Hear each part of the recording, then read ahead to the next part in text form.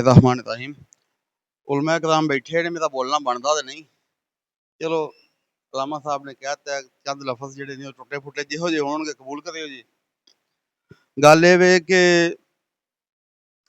जिन्ने भी असी दोस्त आए हाँ, असी अहले सुन्नत व जमात दे नाल तल्लक रखने हाँ। साडा कोई भी मिशन है, साडा कोई भी मकसद है जिहड़ा दीन दी खातर है, ਉਹਦੇ ਵਿੱਚ सब तो ਪਹਿਲੋਂ असी सुन्नी हाँ। बाकी सारे काम, सारियां तंजीमां, सारा कुछ उस तो बाद च। सियासी लिहाज दे नाल साडे कायद, साडे अमीर मुहतरम अलामा साद हुसैन रिजवी साहब ने साडा एक सियासी विंग है।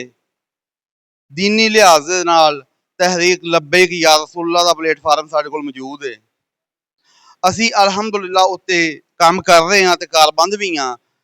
दावत इस्लामी है, सुन्नी तहरीक है या डॉक्टर आसफ अशरफ जलाली साहब ने, वो सारे ही साडे सिर दे ताज ने, सारे ही साडे सिर दे ताज ने। क्यों कि जिन्नी देर तक असी सारे एक नहीं होवांगे, एक प्लेटफार्म ते नहीं आवांगे, उन्नी देर तक सानू लोग जिहड़े नोचण दे ने चार चफेरियों, उन्हां नू मौका मिलता रहेगा। इस वास्ते तमाम दोस्तां ने कोशिश ये करनी है कि जिथे दीन वास्ते आवाज़ पवे उत्थे ये नहीं सोचना हैगा कि यह सुन्नी तहरीक है उहदे नाल टुरना है, दावत इस्लामी उहदे नाल टुरना है, या बाकियां ने नहीं टुरना, या यह तहरीक लब्बैक पाकिस्तान है इहदे नाल टुरना नहीं, बाकियां ने नहीं टुरना, सिर्फ तहरीक लब्बैक वाले जान नहीं। तहरीक लब्बैक जिहड़ी है ये सारियां दी इस टाइम नुमाइंदा ये सरपरस्ती कर रही है, सिर्फ इस तो कि जिथे किते दीनी मसला बनदा अलहमदुलिल्लाह असी जाना देने वास्ते उत्थे भी तैयार हाँ, ते जिथे सियासत दे विच कोई मसला बनदा असी उत्थे भी अपनियां जाना देने वास्ते तैयार हाँ, ताकि दीन नू तखत ते लिआंदा जा सके, दीन नाफज हो जाए। जो दीन नाफज हो जाएगा ना तो फिर अलहमदुलिल्लाह तमाम मुसलमानों को अपने अपने हकूक अपने घरां दीयां दलीज़ां ते मिलने शुरू हो जाएंगे। जिदों तक असी यहूदो नसारा की गुलामी चों नहीं निकलांगे असी इस तरह दरबदर दीयां ठोकरां खांदे रहांगे। ठीक है, बाकी रही गल खत्मे नबूवत और नमूसे रसालत दी, असी खत्मे नबूवत और नमूसे रसालत के मामले दे विच किसी भी जमात दे किसी तहरीक दे पाबंद नहीं। असी सिर्फ मदीने वाले दे पाबंद हाँ ते असी मदीने वाले दे बताए हुए कानून जिहड़े ने उन्हां दे मुताबिक चलना है। ठीक है, इस वास्ते तमाम दोस्त अपने दिमागां दे विचों अपने दिलां दे विचों ये गल्लां कढ दिओ कि असी फलानी तहरीक फलानी जमात फलानी दे पिछे चलना, इस तो इलावा किसी दे पिछे नहीं चलना। जो मामला दीन दा आ जाए ना, ये क़यामत वाले दिन पुछ होनी है कि तुसीं यह सब कुछ कर सकते सा जे सिर्फ इस तो नहीं किया कि तहरीक लब्बैक जिहड़ी है तहरीक लब्बैक अगे लगी है ते साडी जिहड़ी सुन्नी तहरीक है, साडी सराते मुस्तकीम है, साडी दावत इस्लामी है, असीं इन्हां दे पिछे नहीं चलना। या सुन्नी तहरीक अगे लगी है तो तहरीक लब्बैक वाला आखे कि मैं इहदे पिछे नहीं चलना, ये गलत है। जो एक बंदा नुमाइंदा बन के साडा कायद बन के साडा लीडर बन के अगे लग जाता है ना, तो कम दीन दा, किसी के बाप का काम नहीं हैगा, कम दीन दा, उहदे वास्ते सानू सारिआं नू उहदे पिछे हो जाना चाहिए।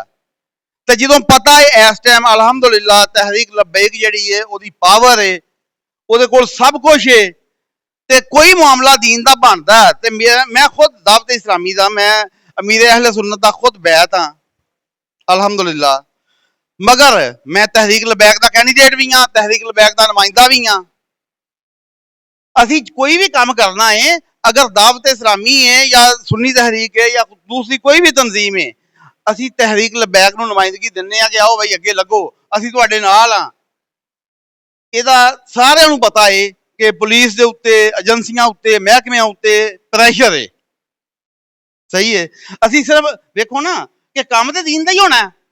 बेशक तहरीक लब्बैक अगे लगी है, सारे बाकी सारे नाल दोस्त जुड़े ने, काम किहदा हो रहा दीन का, सोहने नबी का। असी सोहने नबी की हुरमत ते पहरा देने वास्ते मसाजिद जिहड़ियां अगर इन्हां नूं बचाउणा है असी ते काहदे वास्ते, अपने अपने सोहने नबी की खातर। इस वास्ते तमाम दोस्तां अगे रिक्वेस्ट है कि एक हो जाइए, कट्ठे हो जाइए। कोई बंदा ये ना समझे कि मैं मैनू यार सब तो पिछे ला दिया करो, मैं सब तो पिछे डुलण वास्ते तैयार हाँ, तुसीं अगे लग जाओ। कोई इहदे पिछे लग के पिछे खलो के भी मैं अगर काम कर रहा वा ना तो सोहना वेख रहा, जिहदे वास्ते कर रहे हैं वह वेंदा पिया, साडी तस्वीर आई है या नहीं आई ये मैंने नहीं रखता। मैंने ये रखदा है कि असी दिलों मुखलस हो के दीन वास्ते काम किया है कि नहीं किया। ਅਗਰ ਦਿਲੋਂ ਮੁਖਲਸ ਹੋ ਕੇ ਦੀਨ ਵਾਸਤੇ ਕੰਮ ਕੀਤਾ ਤੇ ਜਿਹਦੇ ਵਾਸਤੇ ਕੀਤਾ ਉਹ ਵਹਿੰਦਾ ਪਿਆ। ਦੁਆ ਇਹ ਵੇ ਕਿ ਅੱਲਾ ਦੀ ਜ਼ਾਤ ਸਾਡੇ ਦਿਲ ਦੇ ਵਿੱਚ ਅਨਾਪਰਸਤੀ ਨਾ ਪੈਦਾ ਹੋਣ ਦੇਵੇ।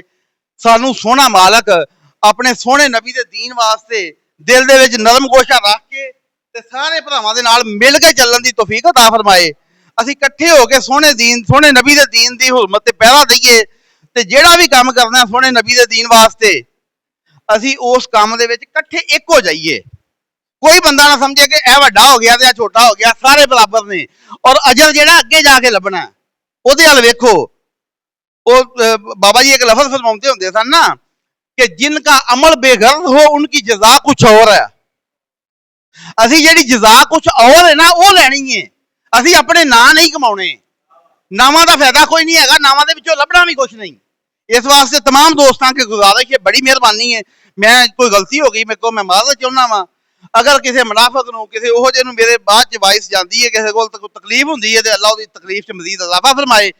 ਤੇ ਬਾਕੀ ਮੈਨੂੰ ਕਿਸੇ ਕਿਸਮ ਦਾ ਕੋਈ ਮਸਲਾ ਨਹੀਂ ਅਲਹਮਦੁਲਿਲਾ, ਕਿਉਂਕਿ ਦੀਨ ਦੀ ਤਰਜਮਾਨੀ ਹੈ ਤੇ ਕੋਈ ਡਰ ਨਹੀਂ ਹੈਗਾ। ਜਿੱਦਣ ਦੇ ਬਾਬਾ ਜੀ ਦੇ ਨਾਲ ਲੱਗੇ ਆ ਨਾ, ਇੱਥੇ ਜਾਨ ਤਲੀ ਦੇ ਉੱਤੇ ਰੱਖੀ ਹੈ, ਕੋਈ ਪਰਵਾਹ ਨਹੀਂ, ਜਿੱਥੇ ਜਾਂਦੀ ਹੈ ਜਾਏ।